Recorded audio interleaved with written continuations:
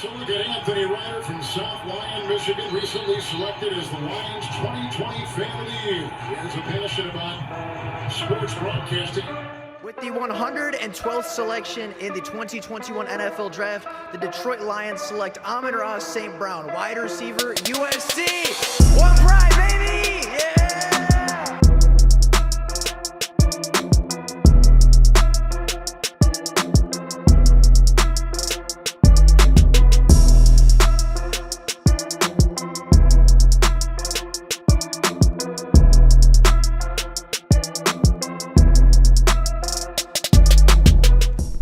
What is going on, everybody? Welcome back to another Detroit Lions video. Day 3 of the draft is going to start very soon, and as we did a little bit earlier, we do have some of the top prospects for today's day 3 of the 2022 NFL Draft. Earlier today, we talked about some of the best prospects that are still available, and now we're going to be ranking them, and we're going to be putting them as prospects 1, 2, 3, etc. down the board, talking about the best positional values and the best picks for each and every individual selection the Lions currently hold, and what the best players could be to come join and improve the Detroit Lions roster going forward and finishing out the NFL Draft and essentially the NFL offseason. But with all that being said, and with all the intro stuff out of the way, let's get right on in to the best players and the best situations for the Detroit Lions going in to day 3 of the NFL Draft. Now, starting off with prospect 1,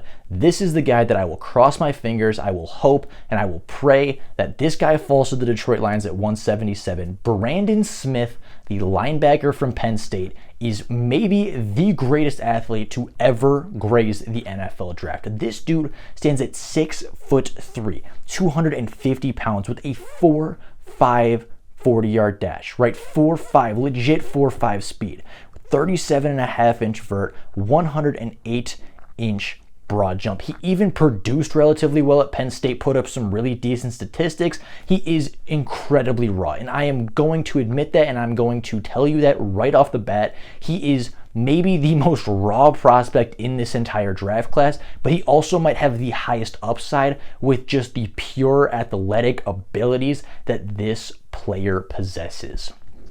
I mean, you're talking about a guy that athletically tested better than Micah Parsons last year, a guy that athletically tested better than Luke Kuechly, a guy that tested better than Bobby Wagner and Darius Leonard, right? You think of the best linebackers in the NFL right now coming out of college, Brandon Smith tested better than all of them. I believe he is the highest RAS score of a linebacker, of an inside linebacker of all time since they started tracking the RAS scores. And yes, he is super raw. But in the worst case scenario, assuming he doesn't develop even a little bit from the player that you get on day 1, you will get a special teams monster. You will get one of the better special teams aces in the NFL because you're going to have somebody at 6'3", 250 pounds running a 4.5 40 straight down the field, and you're going to tell him you're going to be a special teams ace for a couple of years. If you develop into something more, then it's great, and we think you can do that, but your role for right now is to run and chase. When that ball leaves the punter's foot, you are going to go find the ball, you're going to go find the guy that catches that ball, and you're going to tackle him as soon as you can. And if he joins the Detroit Lions, he may not be the instant impact at linebacker that you might expect, but I wouldn't be surprised if he leads the team in special teams tackles next year because he's just so big, so fast, and such a freakish athlete. You have to find a way to integrate him on the field. And again, worst case scenario, he develops into a special teams ace. Worst case scenario, you have to play him in his rookie year and you put him in an easy position. You put him in the easiest position you possibly can as the defensive coordinator. You say, okay, you run, you chase, you tackle, you force some turnovers, right? Don't put him into any complicated coverages. Don't put him into anything over the top or anything super, complicated as far as defense and post snap and, zone coverage and different pickups. You say, you go get the quarterback, you go blitz this guy, you go fill your gap in the run game.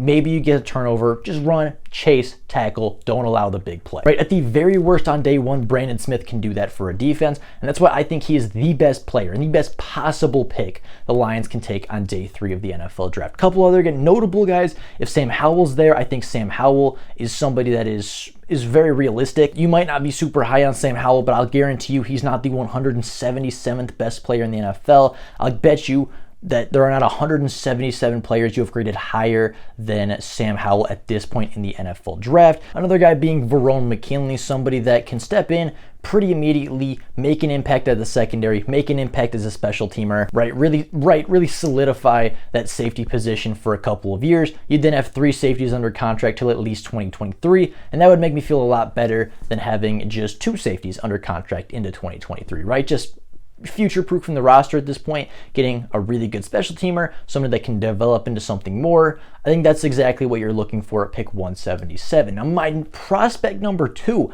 and the guy that I think could be available at 181, is Nefe Sewell. Now, even if they draft Brandon Smith, I think Nefe Sewell could be on the board because Nefe fills a very particular role in the Utah defense, and that would be as a coverage linebacker, something the Lions don't currently have, right? Alex Anzalone's not a coverage guy. Derek Barnes, Jared Davis, not coverage guys. Brandon Smith, not a coverage guy. Absolutely not a coverage guy. They could use a coverage linebacker, somebody that's fluid, somebody that has really good hips, somebody that rotates into coverage very well, and somebody that understands passing concepts better than almost anybody in this year's class.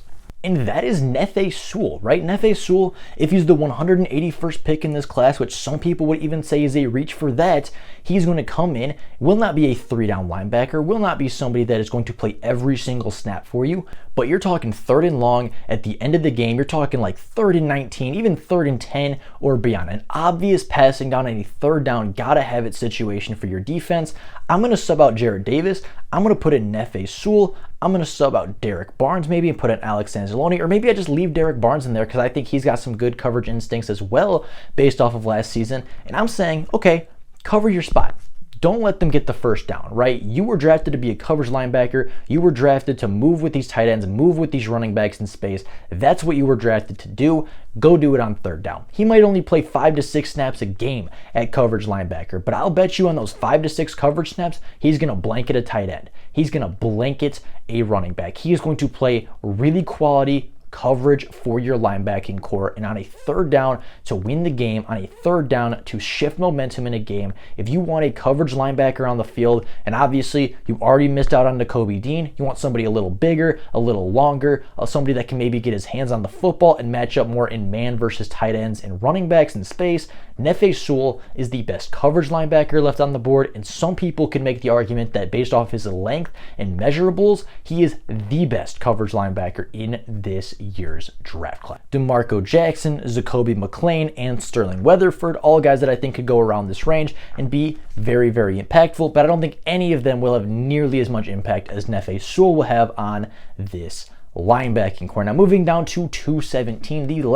the final pick in this year's draft, and the last pick we're going to talk about for a very long time. I think Connor Hayward's the pick here. Connor Hayward, the halfback slash fullback slash tight end slash sub-offensive lineman from Michigan State. He is somebody that just loves football, somebody that is a good football player. He's going to be a culture guy. He just seems like a Dan Campbell type guy, right? They worked with him at the Senior Bowl. They really liked him down in Mobile. Again, somebody that loves football, right? Is playing 4 to 5 different positions for the Michigan State Spartans just to get on the field, just to see some playing time, just to get some touches on the football.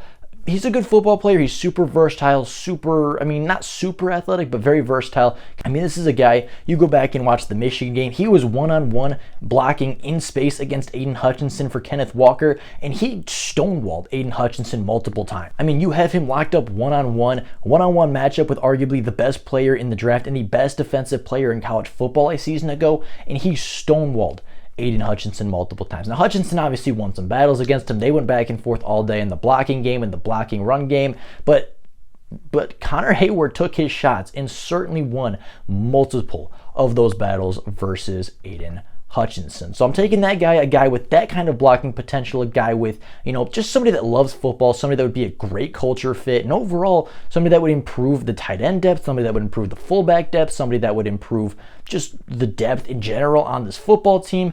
I'm taking Connor Hayward with the number 217 overall pick, and I'm hoping that Carson Strong or Cole Kelly or Brock Purdy falls out of the NFL draft, goes to undrafted free agency, and they're the first player I'm calling in that draft. Carson Strong legitimately, I think, has a real shot to fall out of the NFL draft entirely. But if he ends up recovering, he might be one of the top quarterbacks in this class in general. If he was healthy, some people say he might have been the first quarterback taken by the Pittsburgh Steelers. So, I mean, at that point, if he falls out or if any of these quarterbacks fall out, they're my number one UDFA guy. But at that being said, I do think those are the best picks to go with the 217th, 288th, or 181st, and the 177th pick in this year's class. It's been very fun. It's been a very long draft season, but I do think this is how the NFL draft concludes for the Detroit Lions. I think they pick out 3 more playmakers, 3 more role players, and 3 more special teams aces before this draft is up, and I think you see them get value at every single individual pick. But with all of that being said, that is life for you guys today. Let me know what you guys think down in the comments below. How do you think day 3 is going to play out? What players do you want at day 3? Be very curious what you guys think. But with all of that being said, that is life for you guys today.